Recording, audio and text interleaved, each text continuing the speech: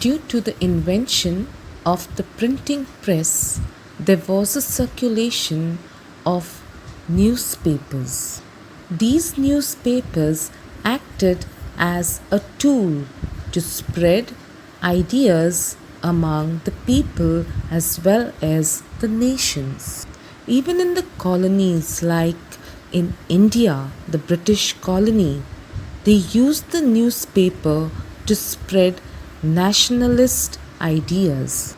In India, the newspapers played a very important role in spreading the nationalist ideas, and these newspapers served as a platform for various leaders of India to share and express their views and make the people of India aware about how the British were exploiting India.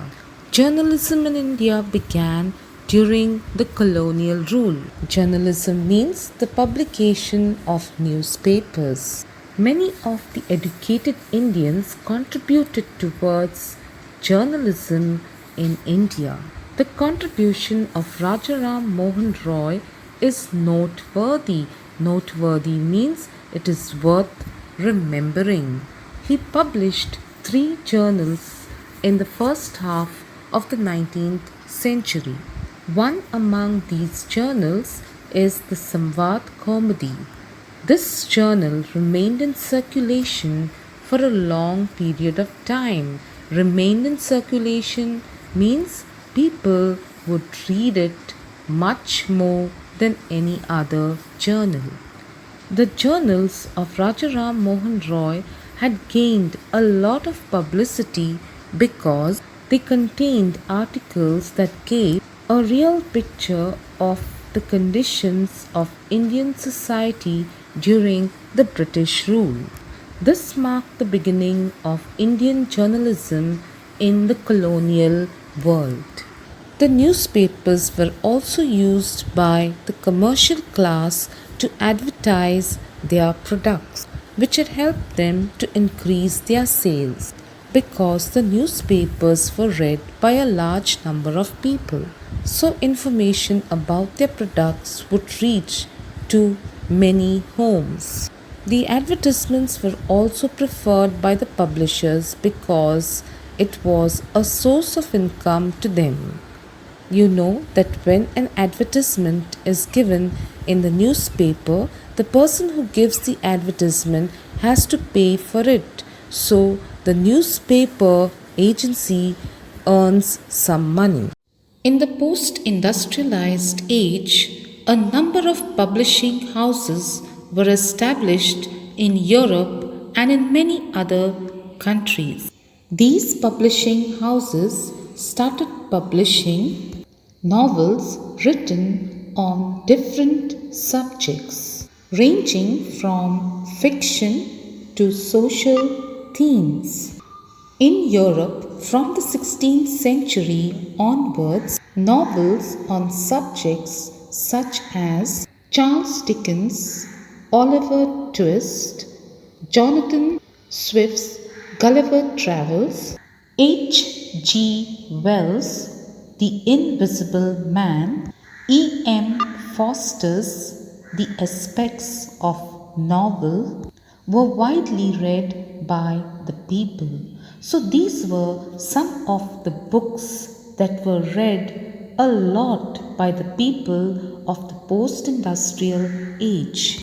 There were also some women authors. Women authors are women who were the writers of novels, like for example, Jane Austen's Pride and Prejudice, Emily Bronte's Wuthering Heights.